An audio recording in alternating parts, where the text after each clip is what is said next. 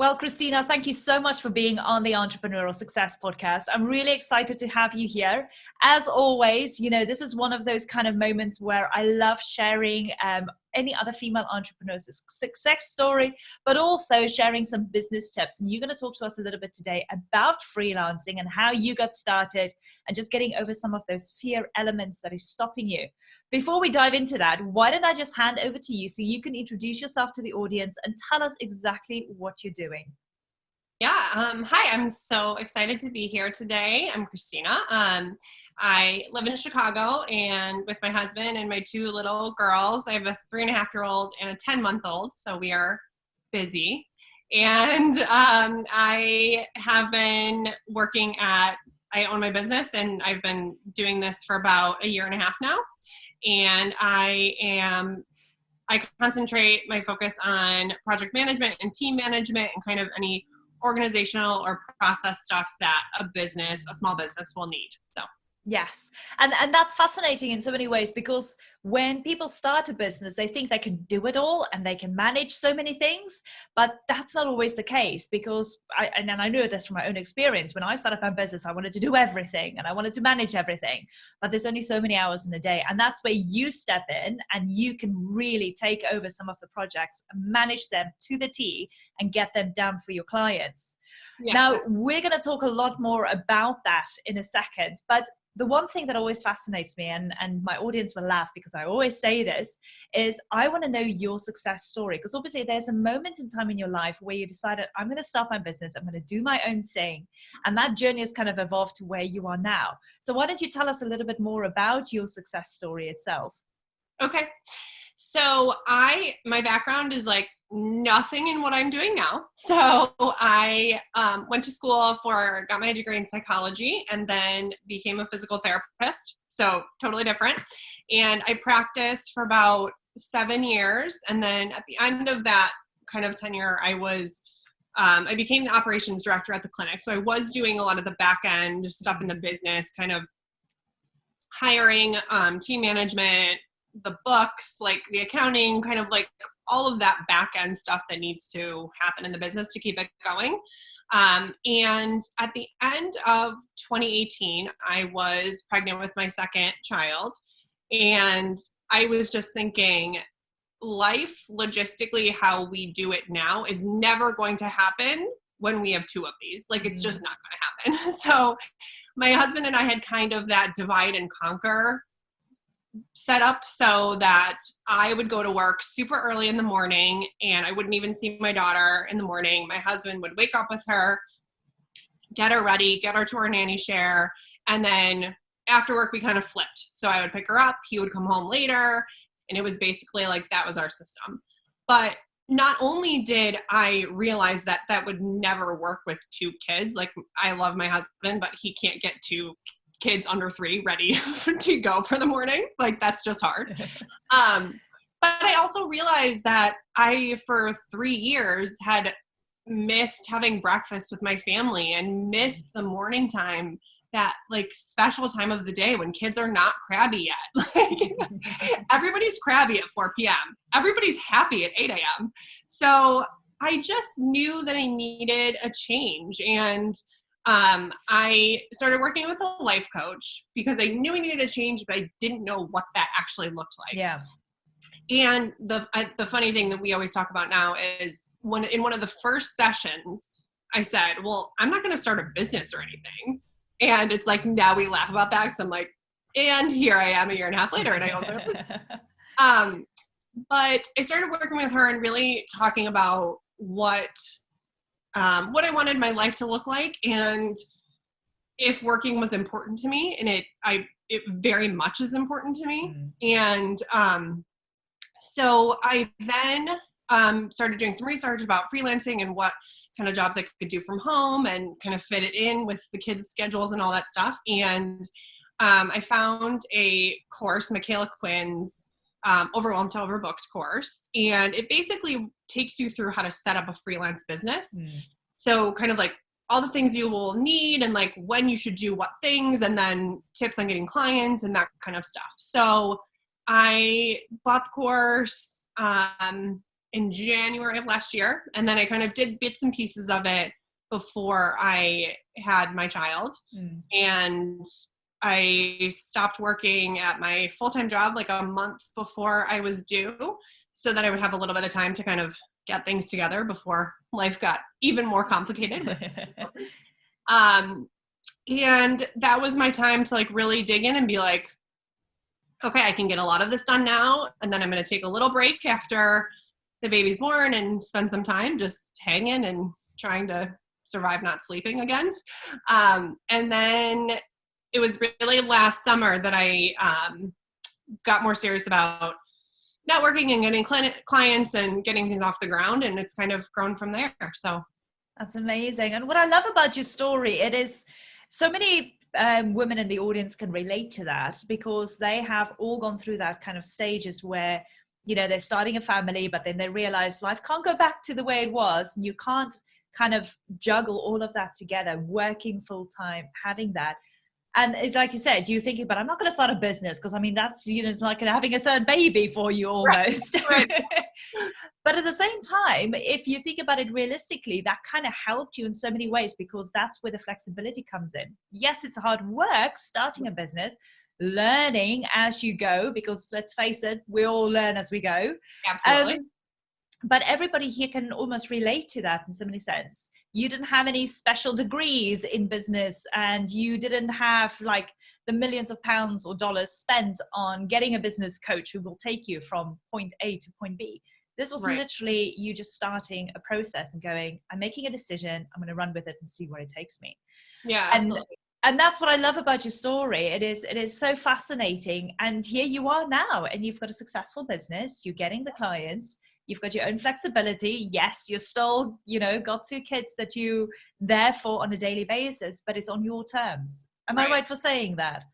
Yeah, absolutely. I think that's the biggest change is when I was working full time, it was me building my kids' schedule around my work schedule. And now it's the opposite. I build my kids' schedule, and then I build my work schedule around my kids, which that really is what it should be about. Like your work is fulfilling and is valid. And I know that a lot of people monetarily need to work. But your family is what you are working for. So it should work that way. Yeah. And at least now, are you having breakfast with your family? Every day we have breakfast together. We leave the house together, all in the car. And it's really, I mean, it's wonderful. It's changed my life for the better. Oh, that's amazing. Yeah. Right. Now I'm really excited. Let's dive into freelancing and how you got started. I'd love to hear all the tips you have, because I think a lot of the people in the audience are thinking, yes, you know, I can go freelancing, but the first thing is how do I do it? How do I start a business, becoming a freelancer? And then the next question, how do I get clients? So kind of talk to us. I mean, you don't have to go into a lot of detail, because I'm sure there's a lot more to it, but talk to us about the kind of like the steps that you took to become a freelancer that developed into your business. And then we'll talk a little bit about the questions like, how do you get clients? How do you get over the fear factors, et cetera, et cetera? Yeah. So the first thing when I decided that freelancing was probably the business for me, it was okay, what kind of freelancing business do I want? And the life coach I was working with said to me, why don't you send out an email that's like a little questionnaire to former colleagues, current colleagues, your best friends, like my nannies, because I'm technically managing them, my husband, my in-laws, like all of those people, asking them what they think my best skills and qualities are. And then I just sat with it. And the responses that I got back were everybody was saying the same things. And so then I was like, okay, how can I turn that into a business? Because I feel like sometimes when you have skills and you have things that you do, like breathing, you forget that they're special. Yeah. You know, it's like organization and stuff, and efficiency for me is just like in my blood. It's just like, I can't do anything else. But then you forget that other people don't have that skill. Yes. So it helps to get some feedback from the people in your life to then tell you, wait, no, you're really good at this. You should do this as a job. So that was the first thing I did. And then going through the course that I took kind of led me through all the steps of what systems I might need, or, options of systems and the things I'd need right away. And then like on the tax side of it, like taxes and bank accounts and all of that stuff, and getting an LLC or getting an S corp or all of those things that, that if you're in the US, that kind of business will require. Yes. And then once I kind of had that I did all of that before I had my daughter, because I knew that stuff would take a lot of brain power to do. So I tried to get that done when I was still sleeping relatively well. And then I just spent my time just networking and trying to let people know that this is what I was doing. And that part is really scary. Yeah. But it's also rewarding because you get a lot of love from people that you wouldn't necessarily expect. So I started an email list of just like my friends and family, and just said like, hey, this is what I'm doing now, and if you know anyone, pass along my information. And then I set up a Facebook business account and kind of shared it on my personal page and did all of that so that people just knew, because you do never know where business is going to come from. Yeah. So the other thing that I did initially when I was trying to figure out exactly what my business was going to look like is one of the things that Michaela preaches is doing testimonial work. So finding somebody in your life or a couple people in your life that would need something done, and you just do it for free, and it can be like a short 1 or 2 hour project, and it gives you some experience doing some work. And then they write a great testimonial, and you can put it on your website or put it on your portfolio or put it wherever. And so I did that in the beginning for a friend that I knew that had a business, and then my dog walker I reached out to, and he has his own business. So it just was like finding anybody in my life that had their own business and needed like a little project done, or needed some organization in their back end. And that is a real confidence booster too, because it teaches you how to work with clients and, manage your time and do all of those things when you're setting things up. So that's fantastic. Right. I've made some notes here, so I'm quickly going to recap what you said, because I think these are great little steps for any of those of you who are listening and thinking, oh my gosh, this is what I want to do. So some great steps here that Christina has given you really to work with. So the first thing is just really finding out what your skill sets are and your qualities. Easiest thing to do is just ask your family and friends around you and just say, listen, you're thinking about starting a freelancing business. You don't know what kind of business, so you need to kind of figure out what your skills are. The best thing to do is just ask those that are close to you, that know you very well. And yeah, like you said, you just sent an email around and just ask people just to let you know. And sometimes they give you so much feedback, and you can kind of see the correlation between all of them and realize, oh my gosh, here are my top 5 skills that I didn't even think really I had them. And you do. And then the second thing is you obviously went, which I find very, very interesting, is you said you went to sign up for a course, which I highly recommend people do. If you don't know how to set up a business or what tools you need, sign up for a course, get a mentor, any kind of those things that you need in order to find out what kind of the strategies or steps are that you need, definitely do that. So you then went, find out what are the tools that you need, and you started implementing them and just getting them all together. And then go out and network. The easiest thing in the world, but it is one of the most nerve-wracking things for people to do, because you're putting yourself out there for the first time. You're telling people what you're doing, what your business is all about, but it becomes easier, right? I mean, you can say this as well. Now that you network, you find that it's so much easier than that first time when you had to go out, right? Oh, absolutely. Absolutely. It's like anything in life. You get better with practice and it becomes less scary. And I mean, I always go back to like, what is the worst thing that's going to happen? And like, I try to imagine like trolls on the internet coming after me. And then I'm like, that's probably not going to happen. That's never happened. And like, okay, so then somebody rolls their eyes or something. Okay, well, great. Then you're not my ideal client. Like, exactly. Exactly. And then what I like you've done after that is once you started networking, I mean, let's face it, when you start networking, you start getting business cards. So with that kind of contact, you can start growing an email list. then you can start reaching out to them and you can start networking with them through email and do literal email marketing, which is great. Next step is you decided, right, let's go social, start a Facebook page, getting more online. And that is such a great principle, because most people jump online first and try and get visibility there and start networking there, where in actual fact, those actual networking events that you go to that have that face-to-face connection is the perfect way to start. And you get some great clients and leads from there.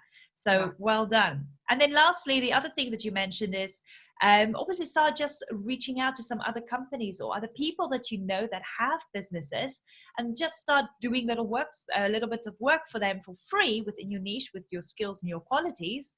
So you can start accumulating those testimonials. And then you can put them on your Facebook page. If you have a website, you can put them up there, because that starts showing you as an expert, and obviously starts showing people that what you are doing is working and you are delivering quality, because that's what people want at the end of the day. They don't just want anybody from the website or anybody that just pops up.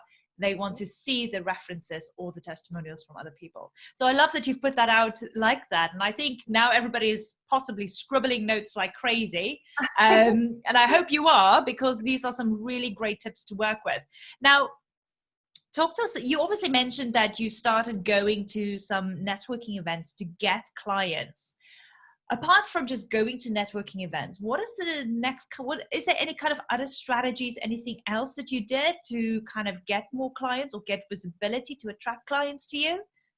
Yeah, so I definitely used my network of people, and I have a pretty good network of a lot of, like, it's funny, once you are in this world, then you realize how many people you know that actually have small businesses, or know people that have small businesses. So some of my great clients have come from, like, oh, I know somebody who could need this. And then it's just, let's have coffee and let's see, and let's just chat for a little bit. And one of my clients currently came from that situation where it was just like, hey, what are you doing? Oh, yeah, I think I could use you. So doing that kind of things, like making that one-on-one connection to acquaintances, or, even people through other people. And then a really super easy way is going on Facebook and getting into groups and figuring out where your clients would hang out, and then going into the group and just either waiting for them to post about jobs that they have opening, or just kind of being helpful. And people are asking questions all the time. So just being there and trying to answer questions and be present, and just, again, building that trust of, yes, I know what I'm talking about, will then help you lead to clients. So I've heard of a ton of people in my group that they commented on something, and then somebody was like comment stalking and found them and then scheduled a call. So it's like, it might even be the one that you are actually trying to help, but people like read those things and they say, ooh, who in here really knows what they're talking about? So just using what comes naturally to you to help other people goes a long way. Yes, absolutely. And regardless of how you're getting these clients, at the end of the day, it's all about that relationship that you're building with them. Absolutely. And, I always say that you need to have a visibility strategy so people can see who you are and what you're doing. But then that attraction and that relationship strategy that you have of really being authentic, so they can start to get to know you and like you up until the point where they trust you and say, okay, I need to work with you. I need your services or your products. And I think that is so important. So everybody always has this kind of situation where they go, how do I get clients? It's not really about how you get the clients. It's where you show up authentically so you can build relationships with people so they get attracted to you. And that's what I love about what you're saying. It is so, so true. And now you've got clients and you're getting referrals from people. So people are referring other people to you, which is amazing, which is what you want to be in that position, really.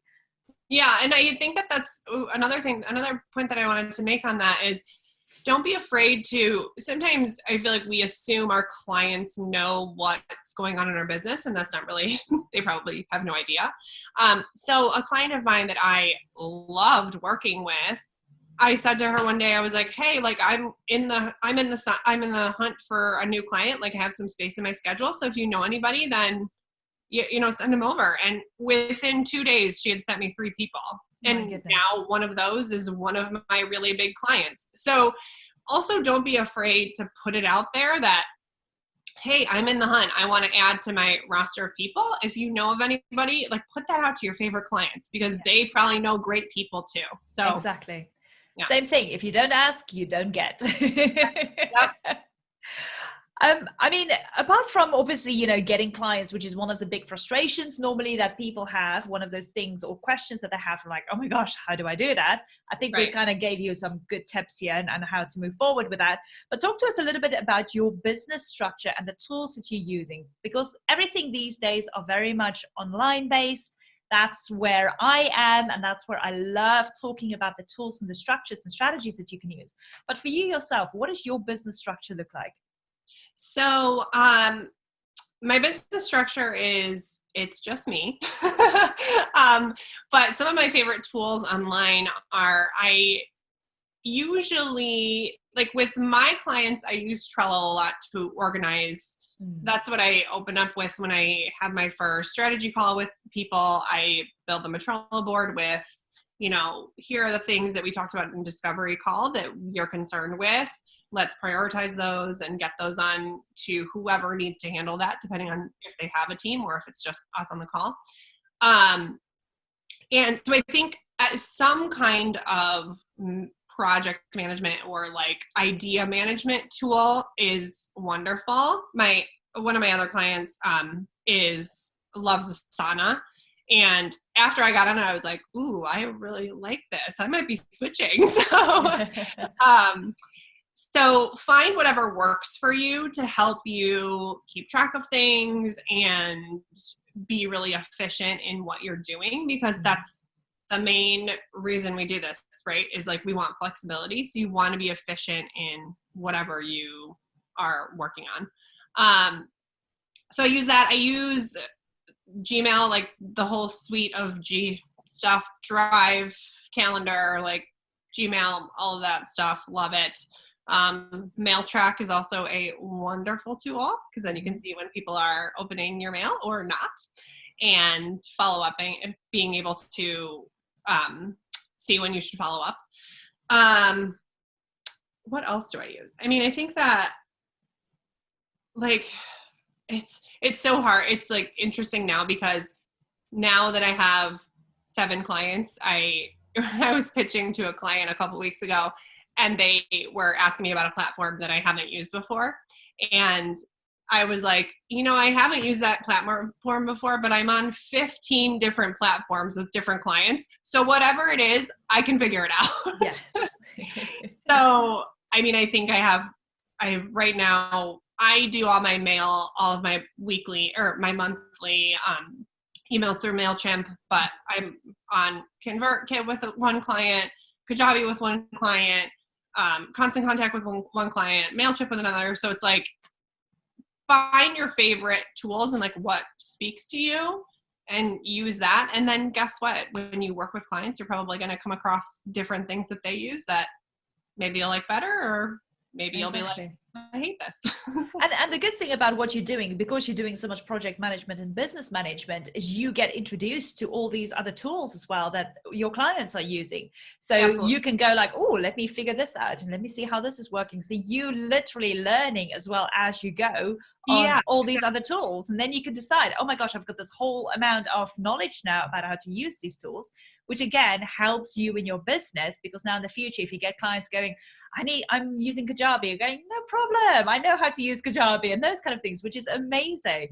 Yeah, I think that it's hard in the beginning because everybody has that question of like, ooh, what are the 3 platforms that I need to learn?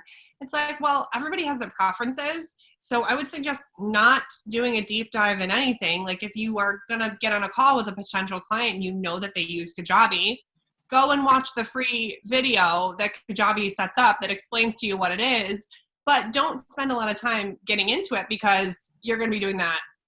Like you're going to learn on the job. Like that's what it is. So yeah, Exactly.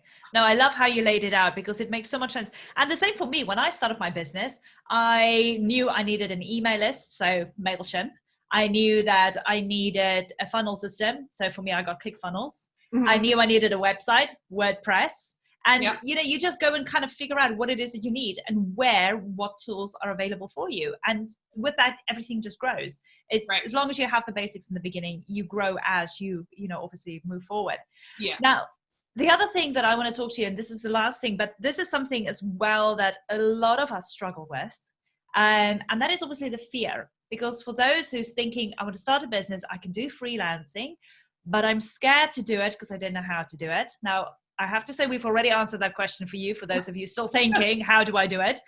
And Yep. then you're thinking, how do I get clients? We've already answered that question for you as well.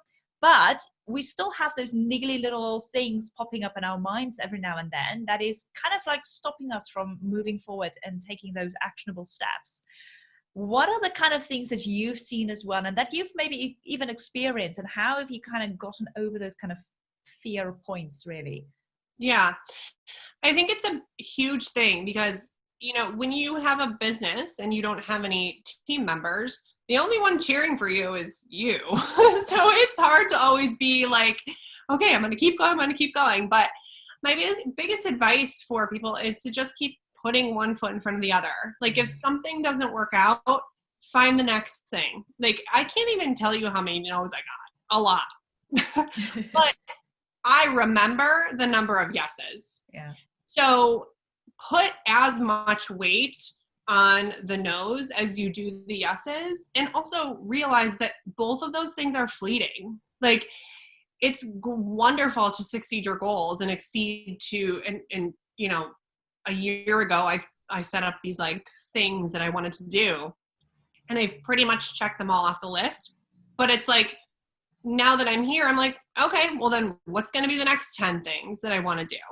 So, yeah, it's interesting because it is like you get to the top of the mountain and you're like, okay, well, where's the next mountain? Like I just got So, yeah, just everybody, even the most successful people that you see online, that you see have these massive businesses, have had many, many, many people say no to them. And also realize that if they're saying no, they're probably not your ideal client.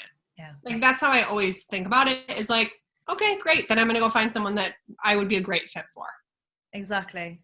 No, I think that is so important because it's a silly example, but how many times when you started your email list did people unsubscribe from your email list? Oh, And yeah. then in the beginning you were like, oh, they unsubscribed. Why did they unsubscribe? What have I done wrong?